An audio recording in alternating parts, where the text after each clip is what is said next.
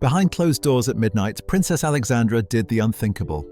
She handed Catherine a box the Queen Mother sealed 20 years ago with one name forbidden from ever touching it: Camilla's.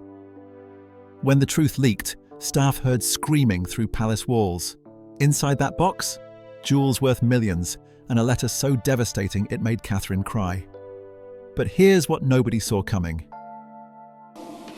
Daring to be different and stand out.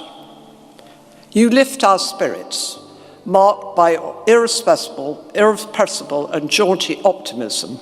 The British royal family has long been a subject of fascination, but recent reports have brought to light a story that may reshape our understanding of relationships within the monarchy.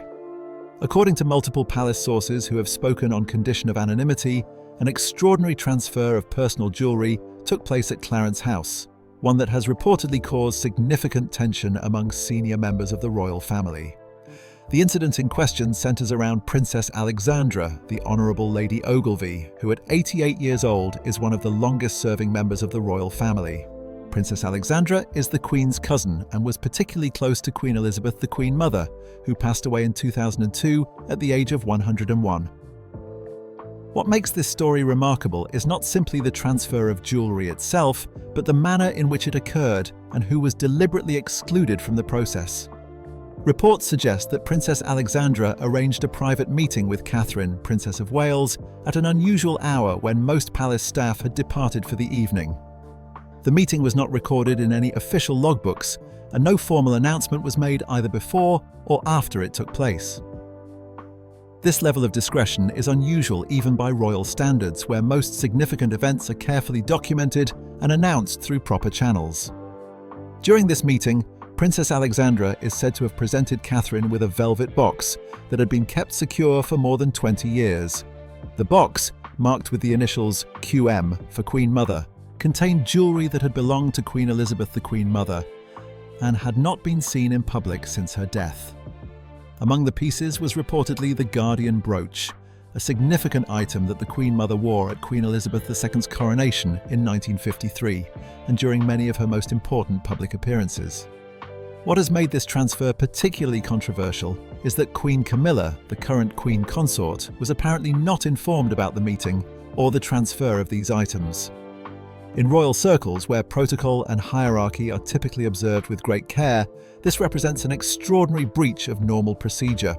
The jewellery in question was personal property of the Queen Mother rather than crown property, which places it in a different category from state jewellery, but the symbolic importance of these pieces makes their transfer highly significant nonetheless. Palace insiders who have spoken to various media outlets describe Queen Camilla's reaction as one of deep hurt and anger when she learned what had occurred. Staff members have suggested that she felt the exclusion was not merely about jewellery, but represented a judgment about her suitability and place within the royal family.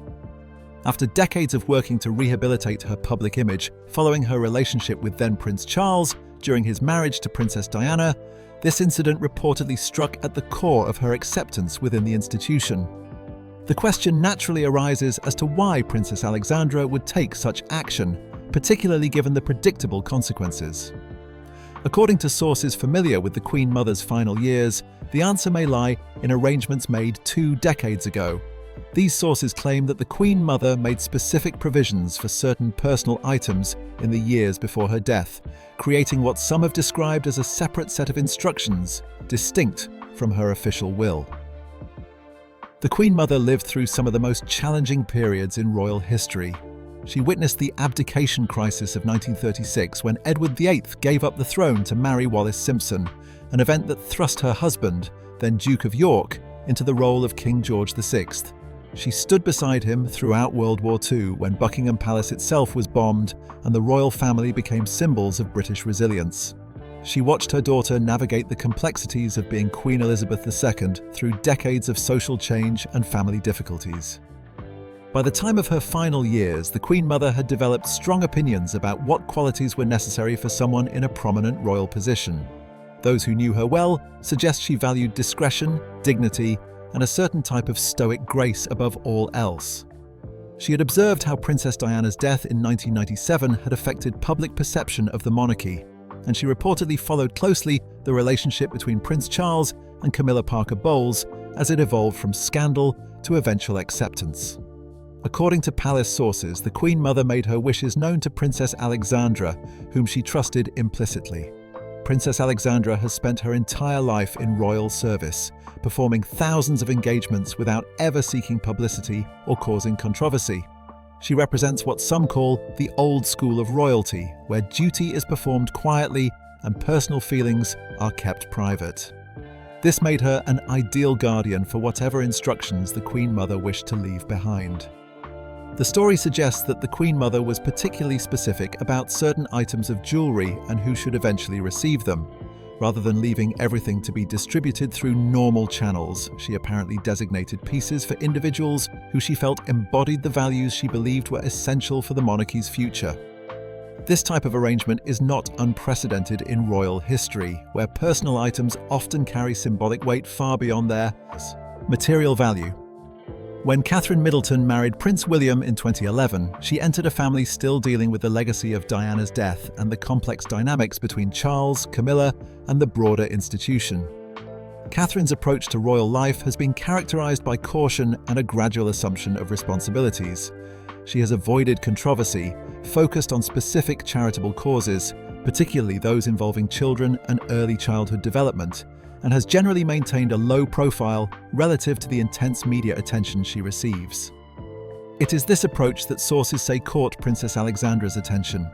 Over the years since Catherine joined the family, Alexandra reportedly observed how Catherine handled various challenges, including periods of intense media scrutiny and public criticism. Before her marriage, Catherine was subjected to years of tabloid coverage, some of it quite harsh, yet she maintained her composure and dignity throughout. After her marriage, she continued to face regular commentary and criticism, but rarely responded publicly or engaged in disputes. For Princess Alexandra, these qualities apparently aligned with what the Queen Mother had described when making her provisions decades earlier. The decision to approach Catherine with the jewellery was not impulsive, but rather represented the fulfillment of a long-held trust. Princess Alexandra had been waiting for what she considered the right moment, and that moment had finally arrived. The meeting itself is described by those who later heard about it as emotional and significant. Catherine reportedly did not expect the visit and was initially uncertain about accepting items of such importance, particularly given the potential for causing family tension. However, Princess Alexandra is said to have been firm in her conviction that this was the correct course of action and that it honoured the explicit wishes of the Queen Mother. The contents of the box extended beyond just the guardian brooch. Reports mention a strand of pearls that the Queen Mother wore at her final public appearance, diamond earrings that had been a gift from King George VI, and a sapphire ring with its own royal provenance. But perhaps most significant was a letter written in the Queen Mother's own hand that explained her reasoning and offered guidance to whoever received these items. This letter, according to those who have described its contents, spoke about the qualities necessary for someone in a prominent royal position. It emphasized service over ambition, quiet dignity over public relations, and character over titles. The letter made clear that these items were meant for someone who embodied these values, regardless of their specific position within the family hierarchy. While the Queen Mother did not explicitly name anyone, the description was specific enough that Princess Alexandra felt confident in her choice of Catherine as the recipient. Understanding why this transfer carries such weight requires examining the final years of Queen Elizabeth the Queen Mother's life and the context in which she made her decisions. While the public remembers her primarily as a beloved grandmother figure who embodied grace and tradition, those closer to the royal household describe a woman with a keen understanding of power dynamics and an acute sense of what the monarchy needed to survive into the future. The Queen Mother's life spanned more than a century, during which she witnessed dramatic transformations in British society and the role of the monarchy within it. Born in 1900, she came of age in an era when royal authority was still relatively absolute, and the institution faced little public scrutiny. By the time of her death in 2002, the monarchy had become a subject of constant media analysis, public debate, and periodic crisis. She had seen how quickly public sentiment could turn and how fragile the monarchy's position could become when trust was lost. The abdication crisis of 1936 left a particularly deep impression on her. When Edward VIII chose to give up the throne to marry Wallis Simpson, a twice-divorced American, it thrust the Queen Mother's husband into a role he had never expected or wanted. The Duke of York, later King George VI, struggled with the responsibilities of kingship, and the Queen Mother became his closest advisor and support. She witnessed firsthand how personal choices by royals could create constitutional crises and threaten the stability of the entire institution. During World War II, when London faced nightly bombing raids, the Queen Mother and King George VI made the decision to remain in London rather than seek safety elsewhere.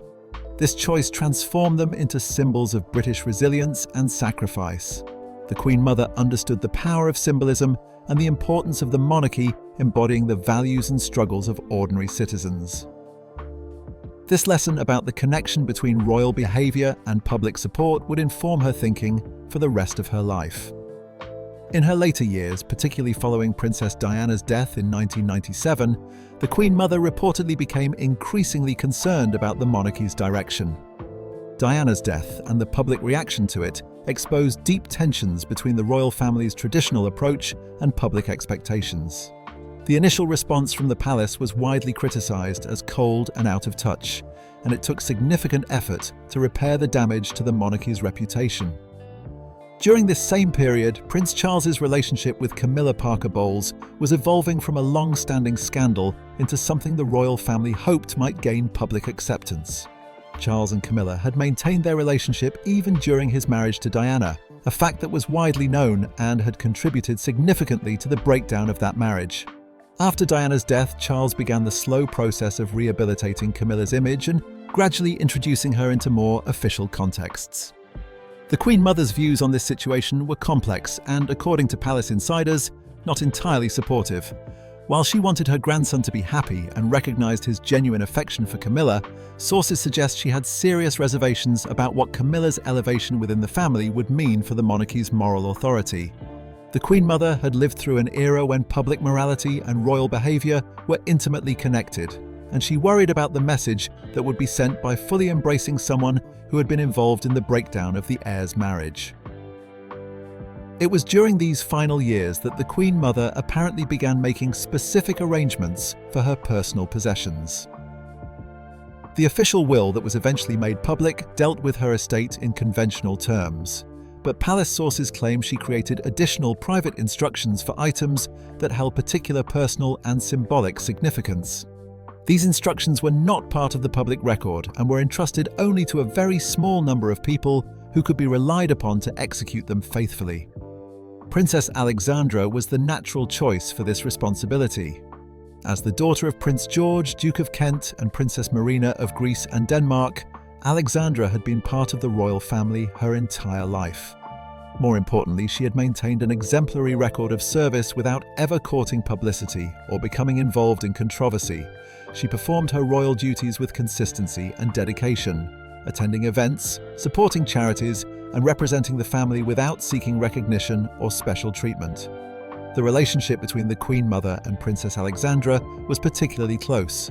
Despite the generational gap, the two women shared similar views about duty, discretion, and the proper conduct of royal life.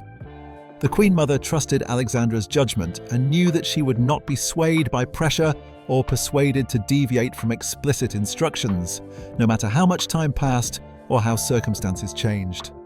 According to sources familiar with the arrangement, the Queen Mother did not simply leave a list of who should receive which items.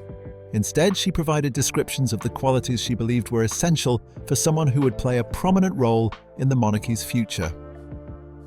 She wrote about the importance of grace under pressure, the ability to endure criticism without retaliation, the wisdom to serve without seeking glory, and the strength that comes from genuine humility rather than calculated public relations.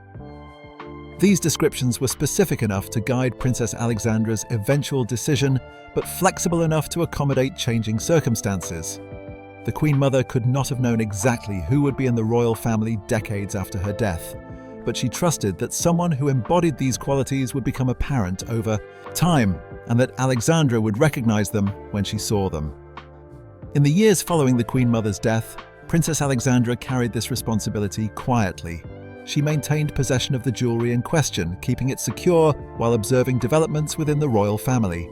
She watched as Camilla's position evolved from companion to official partner to, eventually, wife of the king. She observed the marriages of Prince William and Prince Harry and the addition of new members to the family. Catherine Middleton's entrance into royal life in 2011 provided Princess Alexandra with someone to observe closely. Catherine's journey to becoming Princess of Wales had been unusual in modern royal terms. She and Prince William had met at university and dated for several years before becoming engaged. During this period, Catherine faced intense media scrutiny of a kind that was both intrusive and often cruel. Tabloids gave her derisive nicknames and criticized everything from her family background to her appearance to her lifestyle choices. What reportedly caught Princess Alexandra's attention was how Catherine handled this scrutiny. Rather than engaging with critics or seeking to defend herself publicly, Catherine maintained a dignified silence. She continued with her life, maintained her relationship with William through a brief breakup and reconciliation, and gradually demonstrated that she possessed significant inner strength beneath her quiet exterior. After her marriage, Catherine's approach to royal duties reinforced this impression. She did not rush to take on high-profile roles or seek media attention. Instead, she focused on learning the requirements of her position, supporting her husband, and gradually building expertise in specific areas, particularly early childhood development. When criticism came, as it inevitably did, she did not respond defensively, but simply continued with her work. Princess Alexandra began to see in Catherine the qualities the Queen Mother had described. The ability to endure criticism without bitterness was particularly significant. The Queen Mother had witnessed how media pressure and public opinion could damage royals who either crumbled under scrutiny or became defensive and combative. She valued the kind of strength that allowed someone to maintain their course despite opposition, to serve without needing constant validation, and to find satisfaction in the work itself rather than in public recognition. There was also the matter of how Catherine conducted herself within the family. Despite being married to the future king, and despite the natural tensions that exist in any complex family structure, Catherine appeared to navigate relationships with care and discretion. She did not involve herself in public disputes, did not brief media outlets against other family members, and maintained appropriate respect for those senior to her in the hierarchy while also establishing her own identity and role. Princess Alexandra, these observations over more than a decade confirmed that Catherine was the person the Queen Mother had envisioned. The decision to approach Catherine with the jewelry was not based on her position as wife of the heir to the heir, but rather on her character and how she had conducted herself during her years in the royal family. This distinction was crucial because it meant the transfer was about recognition of personal qualities rather than simply following the line of succession. The timing of Princess Alexandra's decision also reflected careful consideration. She waited until Catherine had been in the family long enough to truly demonstrate her character under various circumstances. She observed how Catherine handled not just the good times, but also the challenges, including periods of negative press coverage and the complex dynamics that arose particularly after Prince Harry and Meghan Markle's departure from royal duties. The evening when Princess Alexandra arrived at Clarence House with the velvet box marked with the Queen Mother's initials represents one of those pivotal moments that occur quietly but carry enormous consequences. According to those who later learned details of the meeting, the encounter was carefully arranged to ensure complete privacy. The timing was deliberate, occurring late enough that most staff had departed, but not so late as to raise questions about why either woman was present at an unusual hour. Catherine had apparently been given minimal advance notice, understanding only that Princess Alexandra wished to speak with her about a private matter of some importance. The Princess of Wales arrived alone, without the aides or security personnel who typically accompany senior royals. This absence of witnesses to the actual conversation has meant that accounts of what transpired come primarily from what Catherine herself later shared with a very limited number of people, and from Princess Alexandra's own brief comments to trusted confidants. When Princess Alexandra placed the burgundy velvet box on the table between them, Catherine immediately understood that something significant was about to occur. The box itself was clearly old, with brass hinges that had tarnished over time and those distinctive initials embossed in gold that had faded with age. For anyone familiar with royal history, seeing QM on a previously unknown box would immediately raise questions about what had been kept private for so long. Princess Alexandra's words, as they have been reported, were direct and left no room for misunderstanding. She stated clearly that these items belonged to Catherine, not as a question or suggestion, but as a statement of fact. When Catherine naturally protested and began to suggest that surely such items should go elsewhere, Alexandra interrupted firmly. The conviction in her voice, according to those who heard the account, reflected not personal preference, but the fulfillment of a sacred trust that she had, carried for more than 20 years. The opening of the box revealed jewellery that royal historians and experts immediately recognised as some of the Queen Mother's most personally significant pieces. The Guardian brooch was instantly identifiable to anyone who had studied photographs from Queen Elizabeth II's coronation. This was not merely an attractive piece of jewellery, but one loaded with symbolic meaning.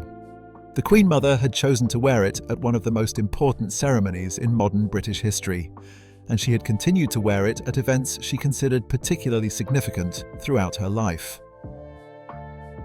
Alongside the brooch were other pieces, each with its own history.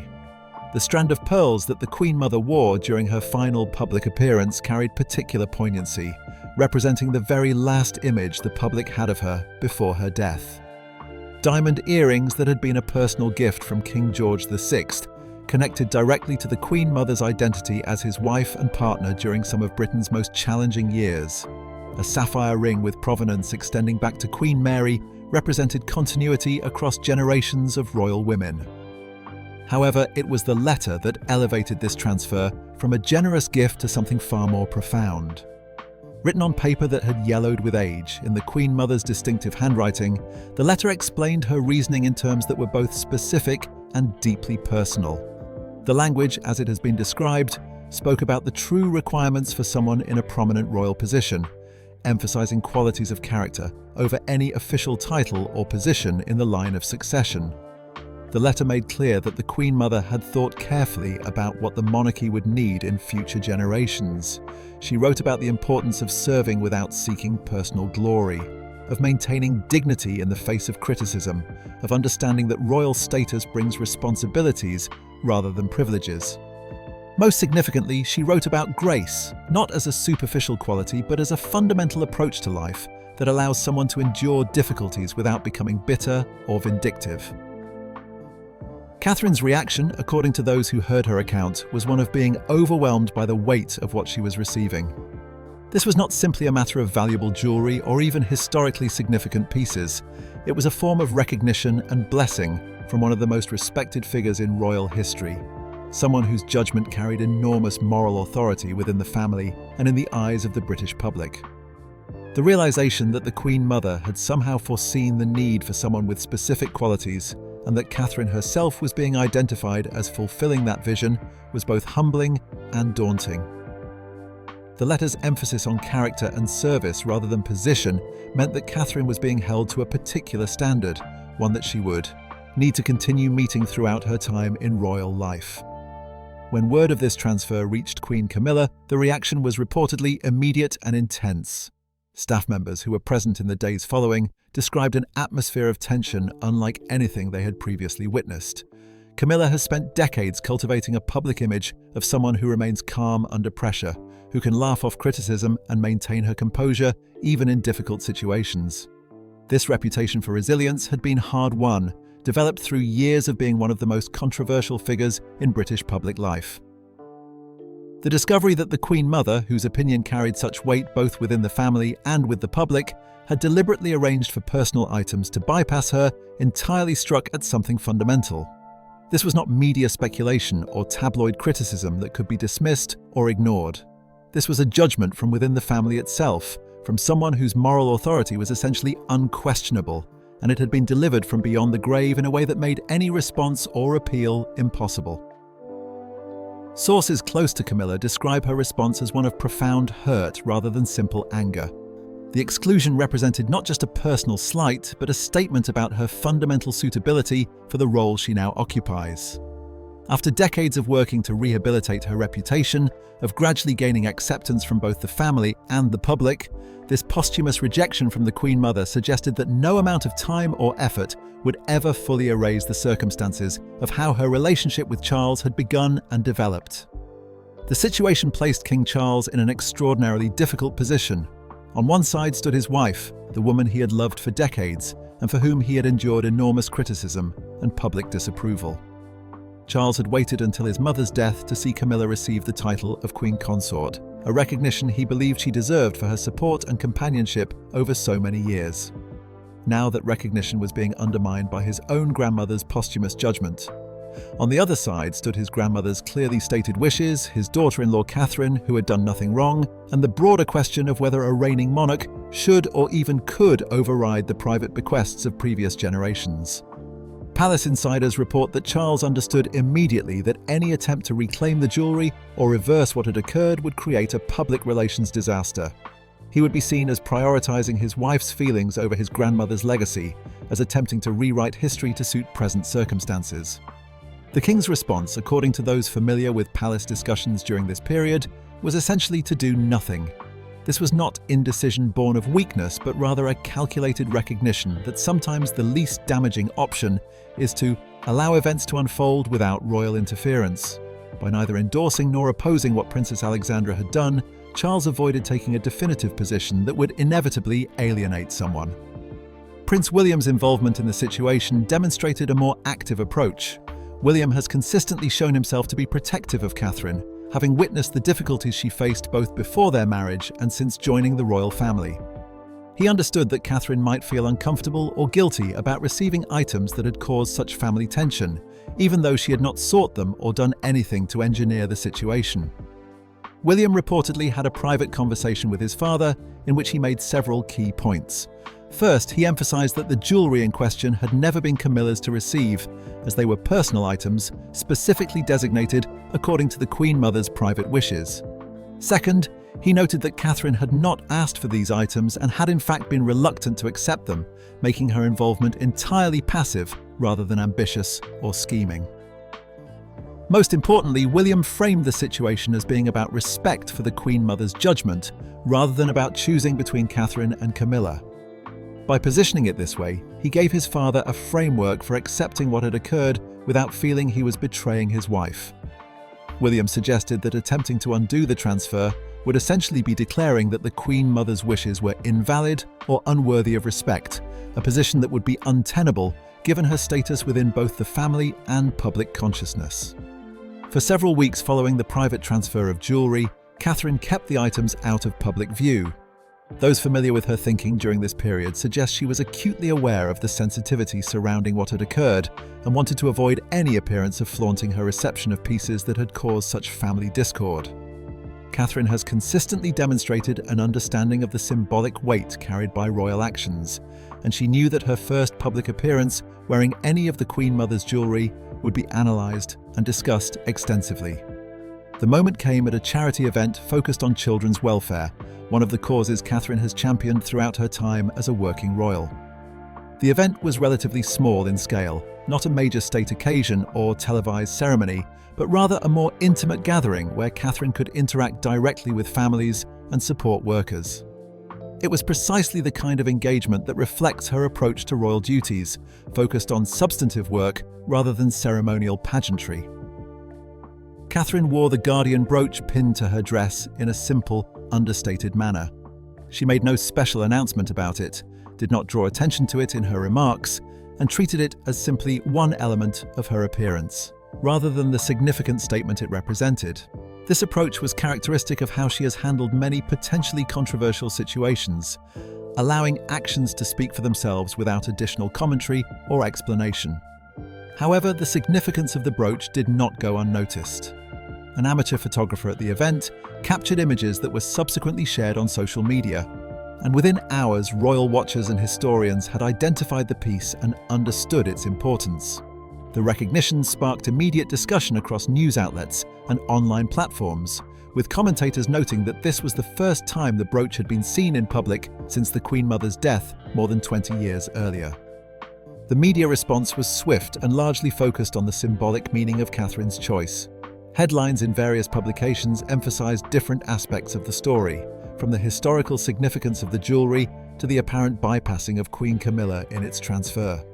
Royal correspondents who had covered the family for decades noted that this represented an unusual situation where protocol and tradition seemed to have been deliberately set aside in favor of personal wishes and judgments about character. The palace's response to the growing media attention was notable primarily for its absence. No official statement was issued, clarifying how Catherine had come to possess the brooch. No background briefing was provided to preferred journalists, and no attempt was made to control or shape the narrative. This silence, which in royal terms is itself a form of communication, suggested that senior members of the family had decided the situation was best left to speak for itself rather than risk inflaming tensions through attempted explanations. Public reaction to Catherine wearing the brooch proved overwhelmingly positive. Polling conducted in the weeks following the event showed significant majorities approving of her having received the Queen Mother's personal jewellery. The numbers suggested that the British public saw Catherine as an appropriate inheritor of the Queen Mother's legacy, viewing her approach to royal duties as aligned with the values of service and dignity that the Queen Mother had embodied. The contrast with public opinion regarding Queen Camilla was notable. While Camilla has gradually gained more acceptance over the years since her marriage to Charles, polling has consistently shown that she does not command the same levels of affection or approval as other senior royals. The jewellery situation seemed to crystallise existing public sentiment, with many viewing the Queen Mother's apparent decision to exclude Camilla as validating their own reservations about her role within the family.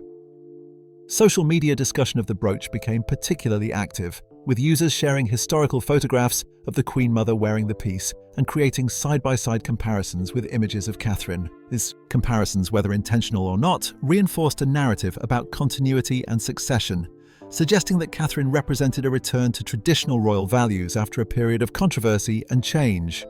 Commentary from users emphasized themes of earned respect versus inherited position and character versus title. The impact on Queen Camilla's public presence in the months following this revelation has been subtle but noticeable.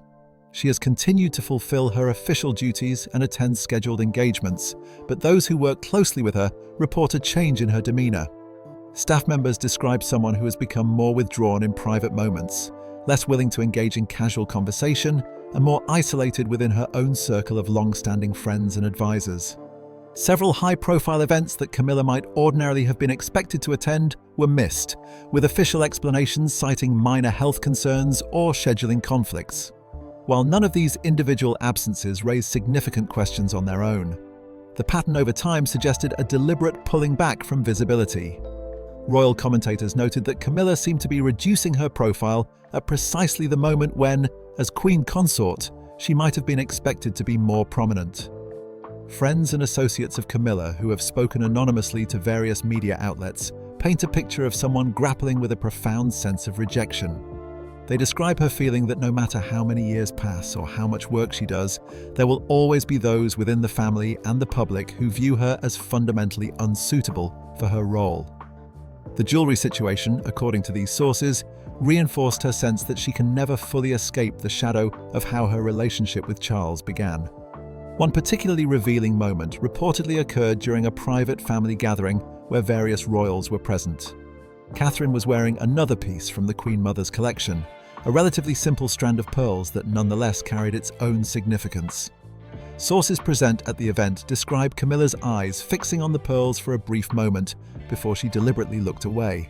No words were exchanged, no direct acknowledgement was made, but those who witnessed the moment understood its meaning. It represented an unspoken recognition of the situation and Camilla's inability to change it. The broader implications of this story extend well beyond the immediate family dynamics or the question of who wears which jewellery. What has emerged is a clearer picture of the monarchy as an institution caught between multiple competing forces and timelines. The formal constitutional role of the monarchy operates according to clear rules of succession and defined responsibilities.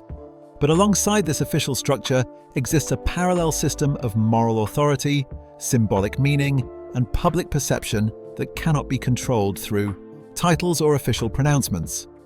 Catherine's possession of the Queen Mother's personal jewellery demonstrates that moral authority and public affection can be independent of formal position. Despite being further from the throne than Camilla, despite holding a less senior title, Catherine commands greater public support and is increasingly seen as embodying the values that many believe the monarchy should represent. This situation reveals the limitations of official position when it exists without corresponding public legitimacy. The role of Princess Alexandra in this story highlights another often overlooked aspect of how the monarchy functions. Senior royals who are not in the direct line of succession and who do not regularly make headlines can nevertheless wield significant influence through their connections to history and their moral standing within the family. Alexandra's decision to honor the Queen Mother's wishes, despite knowing it would cause controversy, demonstrates that loyalty to perceived principles can override concerns about maintaining superficial family harmony. For King Charles, the situation represents an ongoing challenge with no clear resolution. He cannot undo what has occurred without appearing to dishonor his grandmother's memory and without creating an even larger public controversy. Yet allowing the situation to stand means accepting that his wife will remain marked by this exclusion, that there will always be a visible reminder that the Queen Mother, whose judgment is widely respected, found Camilla wanting. The question of what else might remain in the Queen Mother's sealed possessions continues to generate speculation among royal watchers and historians. If she was willing to make such specific arrangements about jewelry, what other instructions or judgments might she have left behind? Palace sources hint at additional boxes and documents that remain sealed, accessible only with specific royal permission that has not yet been granted. The contents of these materials could potentially reveal more about the Queen Mother's views on various family members and her vision for the monarchy's future. What remains clear is that the transfer of the guardian brooch and accompanying jewelry represents more than a simple matter of inheritance or personal preference. It has exposed fundamental tensions within the royal family about legitimacy, acceptance, and what qualities truly matter for those in prominent positions. The Queen Mother's posthumous intervention has shaped current dynamics in ways that no living royal could have accomplished, precisely because her moral authority remains unassailable even 2 decades after her death. The story also raises broader questions about how much influence previous generations should have over current circumstances. The monarchy by its nature is built on tradition and continuity, on the idea that past wisdom should inform present actions. But when does respect for tradition become constraining? When do the judgments of those no longer living prevent necessary evolution and change? These are questions the royal family continues to grapple with, not just regarding this specific situation, but in virtually every aspect of how the institution functions and adapts to changing times.